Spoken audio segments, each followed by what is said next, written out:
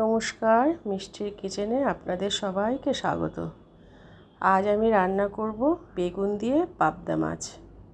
তার জন্য কি কি উপকরণ লাগবে সেগুলো একটু দেখে নিন।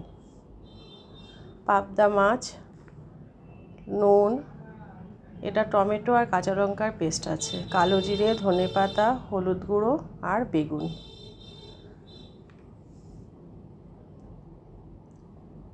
এবার কড়াই বসিয়ে কড়াই গরম হয়ে গেছে, কড়াইতে দিচ্ছি সর্ষের তেল। আচ্ছা, একটা কথা বলছি, মাছগুলোতে আমি একটু নুন, হলুদ আর একটু কাঁচা সর্ষের তেল মাখিয়ে রেখেছিলাম। পাবদা মাছ ফাটে তেলে দিলে। আচ্ছা, মাছগুলো আমি ভেজে নিচ্ছি।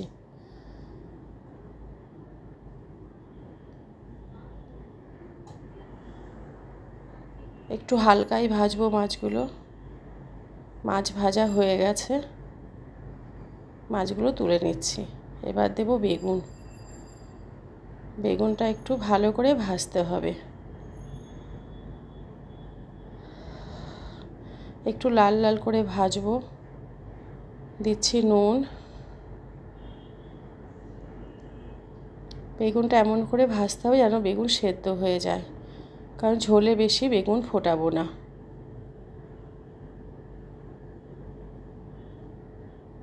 একটু ভালো করে বেগুনটা ভেজে নেব, উল্টে পাল্টে।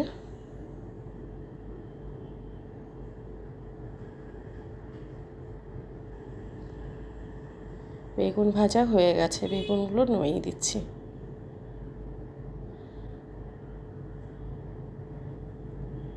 এবার কড়াইতে দেবো কালো জিরে ফোড়ন।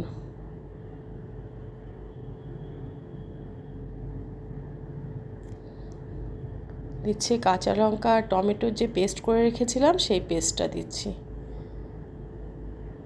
দিয়ে একটু ভালো করে কষিয়ে নিতে হবে।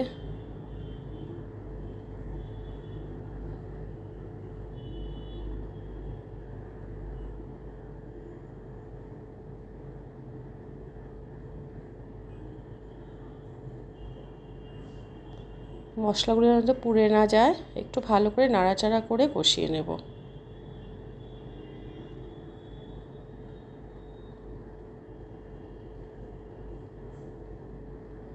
দিচ্ছি একটু নুন,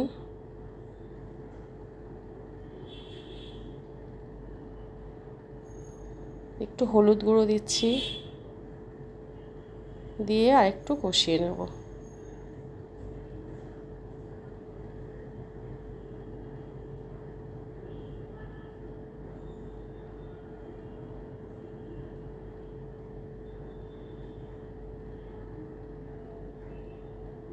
এবার একটু গরম জল দিচ্ছি। জলটা আমি ফুটিয়ে রেখেছিলাম, অল্প করেই দিচ্ছি, বেশি ঝোল দেব না। পাবদা মাছ তো বেশি ফোটাতে হয় না। একটু ফুটে উঠলে তবে মাছগুলো দেব।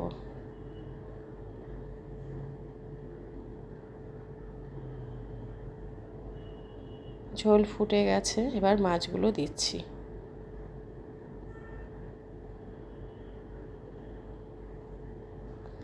মাছগুলো দিয়ে একটুখানি নাড়াচাড়া করে নেব।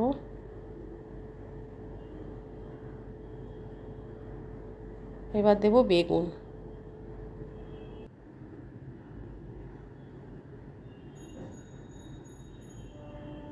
একটু নাড়াচাড়া করে নেব।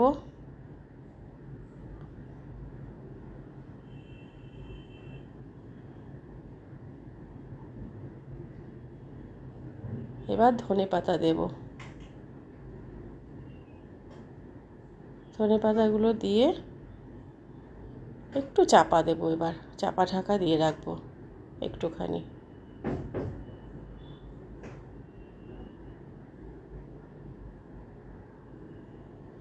পাবদা মাছ রেডি। বেগুন দিয়ে ধনেপাতা দিয়ে পাবদা মাছের ঝাল তৈরি। গরম ভাতের সঙ্গে আশা করি খেতে খুব ভালো লাগবে।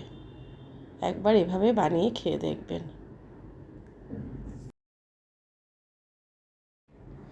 ভিডিওটি ভালো লাগলে লাইক করে চ্যানেলটি সাবস্ক্রাইব করে দেওয়ার অনুরোধ রইল। সবাই ভালো থাকবেন, সুস্থ থাকবেন। ফিরে আসবো আরেকটি রান্না নিয়ে।